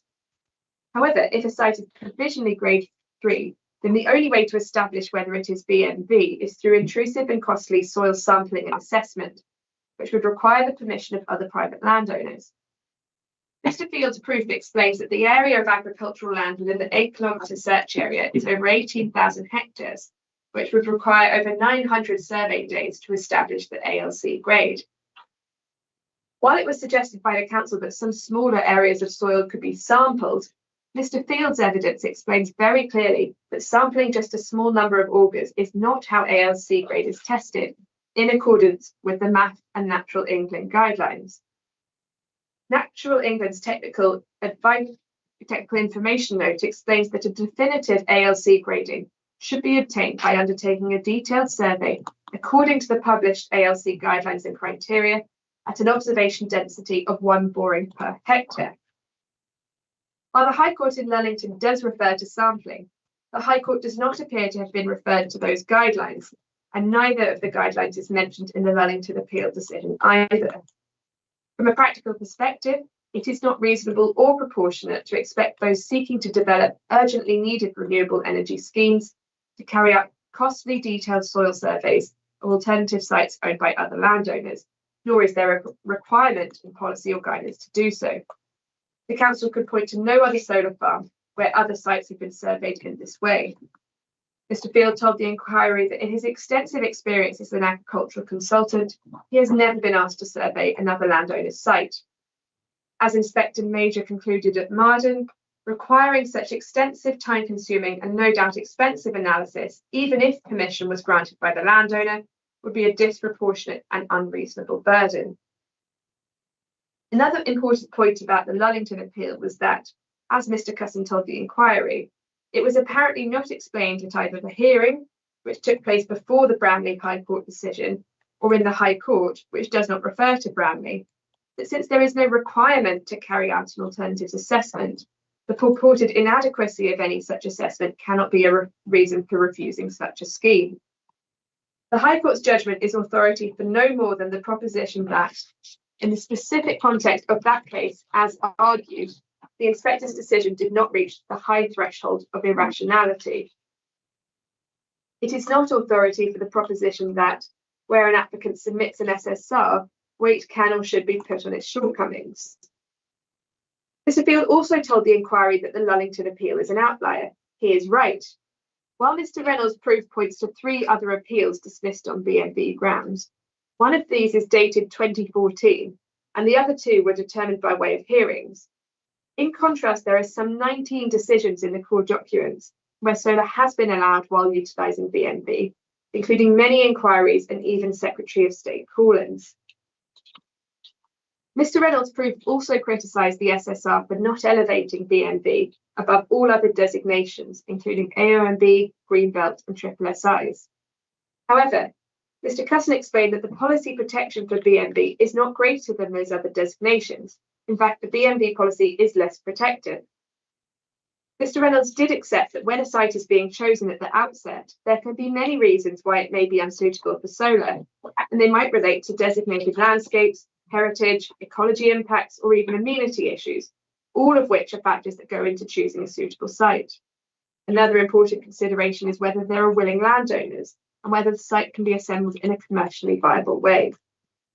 For those reasons, Mr. Reynolds fairly conceded that BNB cannot be an overriding consideration in site selection, but is simply one consideration amongst others. The final methodology point Mr. Reynolds raised is as to the size of the site being searched for. He considers that within some of the sub-areas of grade 4, a smaller site might be available. However, while it might be possible to build a viable solar farm on a smaller site, that would be a different scheme with a different megawatt capacity, and the grid availability would not be deployed to its full extent, wasting capacity that is needed to achieve net zero and representing an inefficient use of resource. The appeal site itself is not crossed by any footpaths, has relatively flat topography, is in flood zone 1, gives rise to no heritage objection, and while mapped as green belt, is now agreed to be in less sensitive grey belt. It's agreed there are no non-green belt sites in the search area, nor any non-agricultural sites in the whole district. It's also agreed that most of the land in the search area is grade 1, 2, or 3. The potential grade 4 areas are all subject to a number of constraints identified in the SSR and by Mr. Cusson in his rebuttal and oral evidence. I don't propose to go through each of the sites now, just to save a bit of time, but the answers are there. Overall, the SSR shows that within 8 kilometres of the agreed point of connection, the maximum viable length of the cable, most of the land is also BNB. While there are some provisional grade 4 areas, each of these is subject to environmental constraints that could prevent the delivery of solar energy and mean they are less suitable for the appeal site. Mr. Cusson told the inquiry that the appeal site is a better site than any of the areas considered in the SSR. There was a criticism that the SSR and PPS report that came before it were produced after the appellant company was incorporated. However, Mr. Cusson explains that these were both documents produced specifically for planning, but prior to choosing a site and securing a grid offer, a number of alternative sites were considered as part of due diligence, and that a site is only selected that is considered can be brought through planning, and with a lot of work and investment taking place prior to incorporation of a company. Even without the SSR, the use of BNB in the present case is justified in a number of different ways, and there is clearly compelling evidence, if indeed that is needed. The relevant factors in the present case that result in Mr. Cusson concluding that impact on BNB is neutral include the following. The appeal is for a temporary and reversible scheme that would be removed in 40 years, and all parties agree no BNB would be permanently lost. Some 1.8 hectares would be required during the lifetime, but this would be restored on decommissioning. The entire site could be returned to agriculture, and there'd be no effect on ALC grade. The soil resource would be protected by the Soils Management Plan. While there was some suggestion that a further application could come forward after 40 years, this is a time-limited application, and guessing what policies or technologies might be relevant in 40 years is pure speculation. EN3 and the PPG both acknowledge that the temporary nature of solar farms is a factor decision makers should consider. Secondly, the appeal site comprises the lowest tier of BNB, grade 3. Mr. Field explains this is good rather than exceptional quality land. The scheme's also been designed in a way that avoids most of the 22 hectares higher grade 2 land that form part of the original survey. Thirdly, the appeal scheme would have no impact on food security, which Mr. Field explained is largely about distribution rather than the area of land in production, noting the country is largely self-sufficient in grain. He told the inquiry the appeal site currently produces feed barley and wheats that go to livestock rather than human consumption. Compared to the national harvest of anywhere between 20 and 25 million tonnes each year, the appeal site produces just 500 tonnes of wheat. Mr. Field described this as an infinitesimally small proportion. Fourthly, this is a local authority that has a higher prevalence of BNB, 57%, than the national average, and the appeal scheme would take up just 0.15% of the BNB in the district. Fifth, it's proposed that land accommodating panels would still be used while the solar farm is operational for agricultural sheep grazing.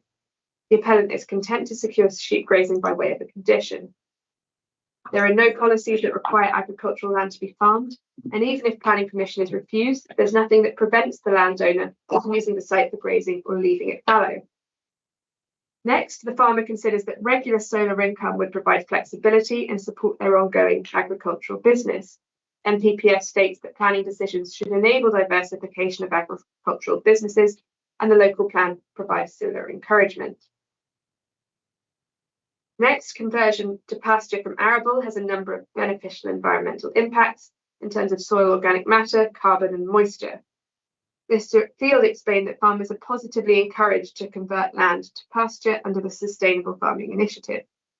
And finally, Natural England, the statutory consultee on BMV, provided a consultation response that clearly states there would be no significant permanent loss of BMV and that it has no objection.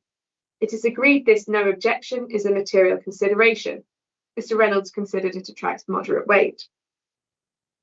It was put to Mr. Cusson and Mr. Field that because the full 57 hectares is BMV, this site is different. Mr. Field told the inquiry that while it is all BMV, at almost entirely grade 3A, it is also the lowest quality BMV, which brings down the justificatory threshold. Mr. Cusson was asked if he was aware of any other sites that are 100% BMV. There are such appeals in the court documents, as there are appeals where far larger areas of BMV have been utilised. One example is Gravely Lane, a greenbelt decision of the Secretary of State. The site there was 88 hectares, so significantly larger, and was made up of 32% grade 2 and 68% grade 3A, so 100% BMV with more grade 2 than here. The appeal was allowed, with the Secretary of State concluding that the proposed development would be consistent with the NPPF. Another example is the Longfield DCO, where some 150 hectares of BMV was given just a small amount of negative weight in the planning balance by the Secretary of State. Finally, even if compelling evidence is the right test, Mr. Reynolds acknowledged that there is no need to carry out a comparative analysis of other sites in the form of the site selection report exercise to meet that test. Mr. Cusson explains that he finds compelling evidence in the urgent need for renewables and the provision in this case of 49.9 megawatts of clean energy, as well as other benefits, including a very significant BNG in the context of the agreed ecological emergency. Mr. Reynolds accepted that the need for renewable energy is now established to be urgent and compelling, and that the new government's Clean Power 2030 document itself sets out compelling evidence of a substantial need for rapid deployment of new solar to meet clean energy targets. Other appeal inspectors have found compelling evidence exists in the wider context of renewable energy creation, tackling climate change, and providing energy security. In all, there's clearly no conflict with any aspect of local or national policy as regards use of BMV in this case. As to other matters, there's no reason for refusal in respect of heritage, and the Council accepts that any harm to the RPG and conservation area would be less than substantial at the low end of the spectrum and outweighed by the public benefits. It is common ground that limited weight is ascribed in the overall balance. There's also no reason for refusal in terms of landscape, and unusually for a solar farm, the Council accepts the schemes acceptable and compliant with all relevant policy in terms of both landscape character and visual matters. Mr. Cook explained that the appeal scheme comprises not just the solar form, but also green infrastructure proposed to be retained and enhanced to reinforce character and provide additional visual enclosure. Mr. Reynolds accepted that large solar farms today are invariably found in rural areas, that in countryside there'll be some level of inevitable adverse landscape impacts, and this is part of achieving net zero, and that while there is some inevitable harm in the present case, it's not at an unacceptable level. On the basis of Mr. Cook's evidence, it's now common ground that limited weight is also ascribed to landscape in the overall balance. And I then set out a paragraph dealing with particular concerns raised by local residents at the start of the inquiry, referring you to all the relevant documents as Mr. Cusson did in chief. Turning finally to the planning balance, the starting point is that the determination must be made in accordance with the development plan unless material considerations indicate otherwise.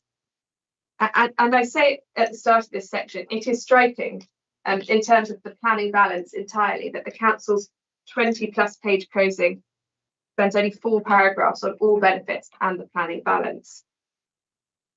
And it's striking because the planning balance clearly, as the council implicitly acknowledges, doesn't help its case. The key part of the development plan is the South Oxfordshire local plan, which does not allocate land for solar. Any proposal for large-scale solar in the council's area will be speculative and will by necessity come forward in the countryside, bringing about some inevitable impacts. DES 9 is the primary policy against which applications for renewables will need to be assessed. Mr. Reynolds agreed it is the only specific policy tailored to renewables. It is a supportive policy, stating the council encourages renewable schemes and will support planning applications where the criteria are met. Here, it is agreed that each of the criteria are indeed met, yet the council's support remains lacking. Mr. Cusson explained that DES 7 establishes the appropriateness of the development in principle and provides strong support for this scheme. It is also now common ground that Strat 6 is complied with, and the Greenbelt issues addressed above. Only one policy is cited in the single remaining reason for refusal. Mr. Cusson considers DES 7 is subsidiary policy to DES 9 in the determination of this scheme. Notwithstanding the appellant's case that there is no breach, even if the council is right that there's a partial breach, the courts have made clear that a breach of one policy or one part of the policy need not mean conflict with the development plan when read as it must be as a whole. In the Cornwall and Corbett case, court found that the particular policy in contention did not have automatic primacy, such that any breach of that policy, however slight, would always be conclusive when the decision maker is considering whether a particular proposal is in accordance with the plan as a whole. Here too, it cannot be right that DES 7 has automatic primacy, such that were there to be a partial breach, that would trump compliance with every other relevant policy, including DES 9. Mr. Cusson was clear that even if there is a breach of criterion 7 of DES 7, he does not consider that would amount to conflict with the policy itself, let alone a conflict with the entire plan. There's now agreed compliance with the other policies cited in the decision notice, and indeed with all other policies in the plan. That represents a remarkable degree of accordance with the plan, even on the council's case, when it's read as a whole. The starting point then is consent should be granted unless material considerations indicate otherwise. In this case, material considerations only point in favour. There is very powerful policy support for solar development at a national level. And then there I summarise some of the lengthy considerations Mr. Cusson sets out in his proof. The last in that paragraph is EN1. And in respect of EN1, a particular point needs to be emphasised, and that is the remarkable new policy it contains in relation to critical national priority development, which are nationally significant low-carbon energy infrastructure schemes. In short, for CNP schemes, noting the appeal scheme would be CNP if just 0.1 megawatt bigger, it is unlikely that consent would be refused on the basis of residual impacts that don't relate to habitats or marine.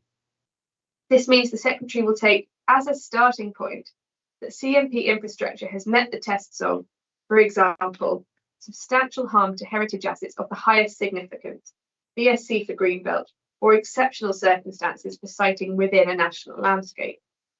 It's agreed this is a remarkable policy, that it tells us the government recognises the fundamental importance of solar and other CNP to delivery of net zero, and that it is inevitable that to deliver on net zero, CNP will have to come forward in areas currently constrained by planning policy, with such schemes expected to get a consent in most cases. It's agreed EN1 and EN3 are material considerations in the determination of the appeal. Given the appeal scheme is just short of an NSIP, Mr. Cusson finds the MPS to be important. That accords with the approach of Inspector Wilcock at Bobbing, who afforded more weight to the NPS than the local development plan, and Inspector Major at Marden.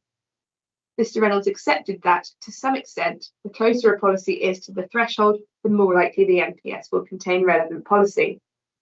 Having regard to para 1.2.2 of EN1, CNP policy is also not a policy that's already covered by the NPPF, or indeed the local plan.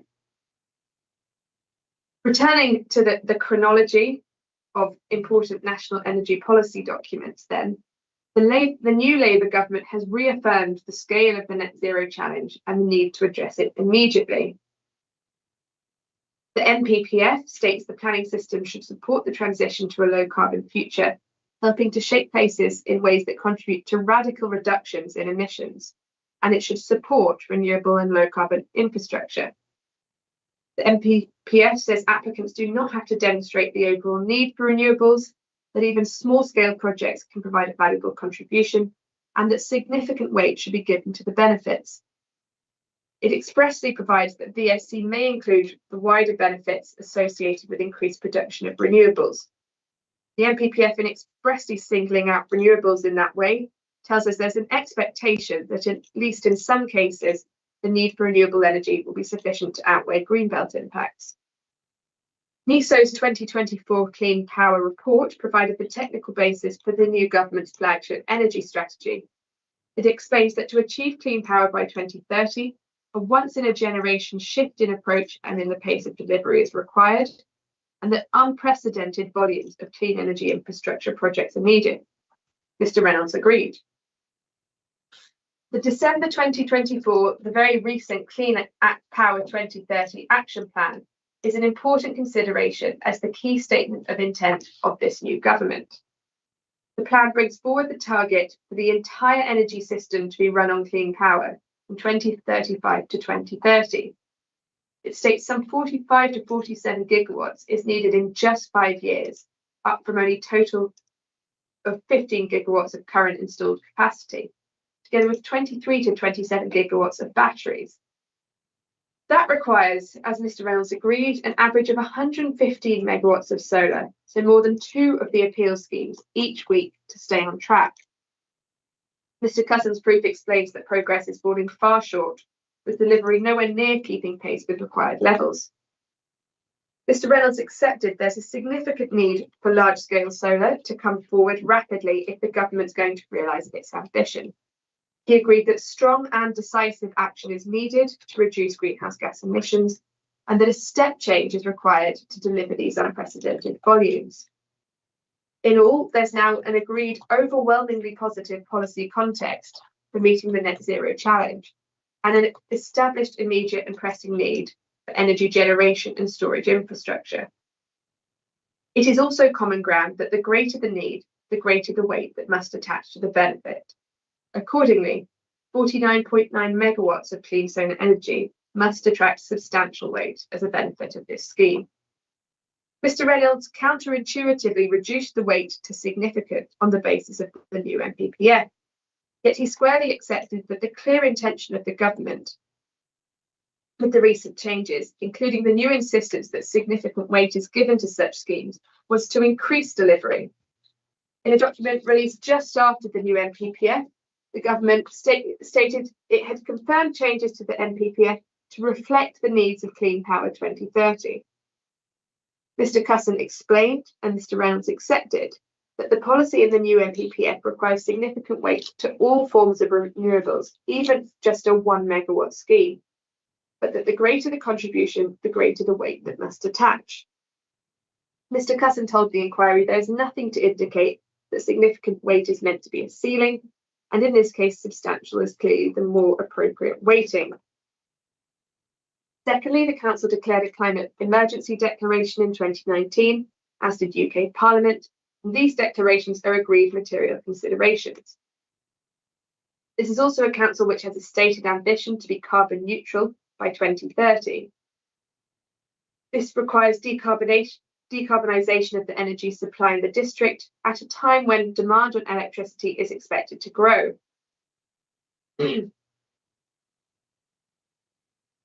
Against that background, the council has not allocated any renewable sites in a district that is 70% AONB or greenbelt. The appeal scheme could contribute to addressing those emergency declarations, which have a clear temporal direction, rapidly, because its grid offer would allow export within 2 years of a permission. Mr. Cusson considers the ability to provide a positive, deliverable action on these statements of intent is a material consideration which should be afforded significant weight. Mr. Reynolds agreed the solar farm would represent a significant contribution towards addressing the local climate emergency declaration, but did not give it weight. Thirdly, climate change is not the only imperative behind boosting renewable generation. As the government has made clear, delivering energy security is a further matter that is both urgent and of critical importance. The UK returned to being a net electricity importer in 2023. Mr. Reynolds accepted that the energy and climate crisis is separate, with the energy security issue arising from global geopolitical and economic factors, such as the war in Ukraine and COVID. As the problems are distinct, the scheme meets two different needs. Although this benefit was somehow left out of his proof, Mr. Reynolds confirmed in cross-examination that he gives the contribution the appeal scheme would make to tackling domestic energy security significant positive weight. In the context of the identified energy security crisis and having regard to other expected decisions, Mr. Cusson says the weight is substantial. The fourth benefit is the co-located battery storage to provide grid balancing services, with an import and export capacity of 49.9 megawatts. The deployment of battery storage has been identified by the government as an important part of its drive to decarbonise. EN3 confirms storage is essential for a net zero energy system, storing electricity when it's abundant for periods when it's scarce, as well as providing a range of services to help maintain resilience and stability of the grid. Clean Power 2030 notes that deployment of storage could not only cut bills, but minimise the amount of more costly generation that needs to be built, stating batteries can be used to store electricity when it's plentiful and low cost, for release in times when electricity generation is less plentiful or during times of peak demand. It also notes that while there's currently just 4.5 gigawatts of battery storage in Britain, 23 to 27 is needed by 2030 to support clean power, a very significant level of increase. The benefits of battery storage alone have amounted to VSC, resulting in a number of standalone BESS schemes having been allowed in the Greenbelt in recent years. Mr. Cusson's proof confirms it attracts significant positive weight. The main statement of common ground acknowledges that batteries contribute additional weight in favour of the proposal. While Mr. Reynolds had not given any specific weighting to battery storage in his proof, he accepted that there's an urgent need for rapid deployment of battery storage to balance the grid that is separate to the need for solar. The batteries are a benefit of the scheme that provide additional weight in favour, and the battery storage and solar farm considered separately each attract significant positive weight in and of themselves. As such, it's now common ground that significant positive weight should also attach to the battery storage element, as per the decision in the recent Southlands appeal. Fifth, it's well established that lack of grid connections represent a major barrier to achieving rapidly approaching targets. There are currently significant delays. Schemes trying to connect face a 10-year wait. There's also an urgent challenge to deploy new clean energy with unprecedented levels needed. For 2030, construction for many of which needs to begin in the next 6 to 24 months. As Inspector Hayward found at Southlands, it's important to meet the urgent need for solar energy for capacity to be taken up where it's available, and the prospect of an early connection for the appeal scheme is an important factor in its favour. Mr. Cusson considers the near-term grid connection offer that would allow this scheme to start exporting to contribute to 2030 targets attracts significant positive weight. Mr. Reynolds gives it limited weight. Sixth, Mr. Cusson addressed the use of best available technology and good design. It's agreed that what's proposed here is the use of bifacial panels, which can increase continuous electrical productivity compared to a traditional panel by allowing for greater efficiency and optimum light absorption. It's also common ground that by increasing the yield, this technology represents the best use of land. Mr. Cusson's ascribed it moderate weight. Seventh, Mr. Cusson considers that the lack of alternative sites available to deploy the grid offer is a further benefit. While there's no policy requirement to do so, alternatives have been considered here. In the very recent Walsall Bus appeal, Inspector Baird explained that while there's no legal or policy requirement for a site selection report exploring alternatives, one had been submitted and it attracted positive, significant weight. Here, Mr. Cousins similarly considers that the lack of alternatives attracts significant positive weight. While Mr. Reynolds gives it no weight, he accepted that if the methodology of the SSSR is right and there are no other sequentially preferable alternatives, this is an additional benefit. 8, the appeal scheme would bring about extensive benefits for biodiversity with a BNG of 86.7% in habitat units and 184% in hedgerow units. This is a high number, well in excess of the new 10% target, which does not apply. Mr. Reynolds accepted that in addition to the climate crisis, this country faces a linked nature crisis, with many species risking extinction. Indeed, this council has specifically declared an ecological emergency. Mr. Cousins' proof refers to some 10 appeals where inspectors or the Secretary of State have given similar BNGs significant or even substantial weight. Mr. Cousins considers this benefit attracts significant weight due to the sheer magnitude of the increase, something other forms of development simply cannot even aspire to achieving. 9th, there'd be green infrastructure and soil health benefits, which Mr. Cousins ascribes moderate weight. The new green infrastructure planting would deliver a number of long-term environmental benefits, including to landscape character and structure. Mr. Cook explained that after 40 years, the planting would have matured and would remain, enhancing the landscape character and resulting in a beneficial long-term legacy. Mr. Reynolds accepted that improvements to soil health occur when arable land is converted to permanent pasture, with increases in soil organic matter, carbon and moisture representing an additional benefit that he finds attracts slight positive weight.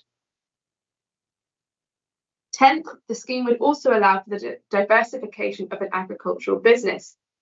The NPPF acknowledges diversification of agricultural businesses should be enabled, and it's common ground that both the NPPF and EMP10 support such diversification. Mr. Reynolds agreed that farmers are facing challenging times, from loss of subsidies, volatile weather conditions, including climate-induced extreme weather events, to price fluctuations.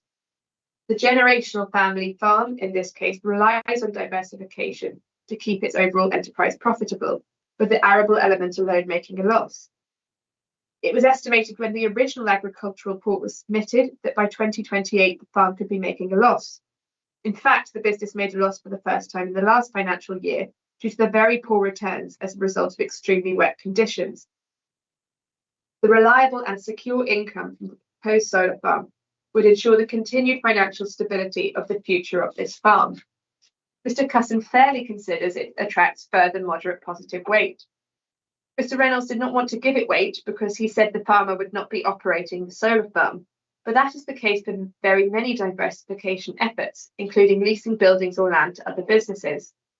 Mr. Field explained to the inquiry that according to DEFRA statistics, solar is the second most popular form of farm diversification after letting out buildings. Mr. Field also told the inquiry that the farmer has commissioned a review of their diversification opportunities and very few were found to be available, not least because a large area is tenanted. Finally, there'd be economic benefits arising. The scheme represents a significant financial investment with a total build cost of over £50 million, 60 to 80 direct construction jobs, other jobs in the supply chain and during operations and decommissioning, business opportunities created for suppliers and those involved in grid connection, transport and logistics, and annual business rate contributions. This government places a new emphasis on economic growth driven by the planning system, telling us that one of the key benefits of the scale-up of clean energy is the creation of new job opportunities. Mr. Cusson considers fairly that this benefit attracts moderate weight. Mr. Reynolds accepts there are clearly economic benefits, but considers the weight is only limited. However, he accepted evidence that business rates could, contrary to the analysis in his proof, be taken into account. As to the overall balance, the council's approach here is frankly impossible to understand. In cross-examination, Mr. Reynolds was taken very clearly through the weighting. The benefits are clearly more numerous and weigh far more heavily than the harms, even on Mr. Reynolds' own case taken at its highest. There is no point in carrying out a planning balance if the conclusion of that balance, which is a weighing up of the harms and benefits, is ignored. Mr. Reynolds' continued his insistence the scheme should be refused was in clear error.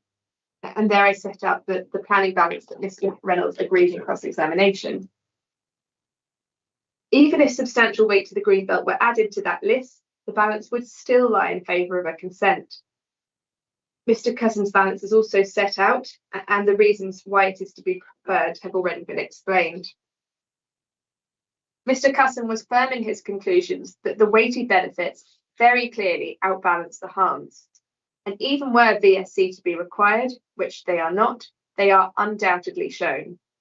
Accordingly, the inspectors asked to grant permission subject to appropriate conditions. Thank you very much. Can I just ask, if you haven't done so already, can the electronic versions of the proposals be sent to the case officer in Bristol? And the reply as well. Yeah. Thank you very much. So has anyone else got anything they want to say before I close the inquiry? Well, thank you all very much for your contributions, and the inquiry is now closed. Thank you. Thank you.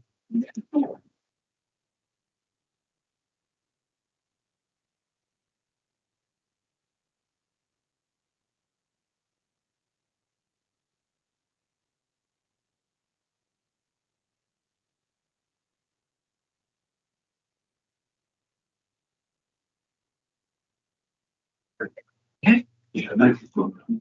Okay, let's see what happens. Oh, so it's first. You don't. Yeah. Okay. So, bit of a week for you, isn't it? You're very heavy.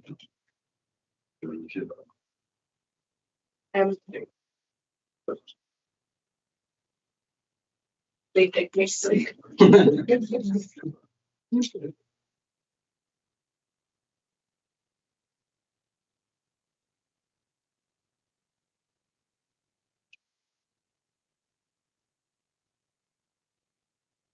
Get your charges. Thank you.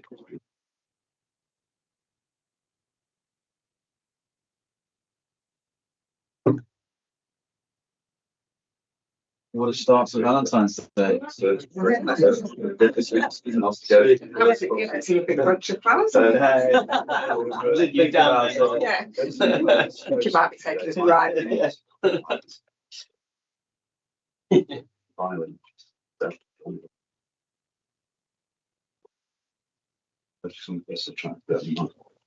Right. Yeah. Shall we? So we're going to go back to Some of it will be sitting out. Oh, got him at Bath, yeah. You going back to London? Or? Yeah. Yeah. yeah. Yeah.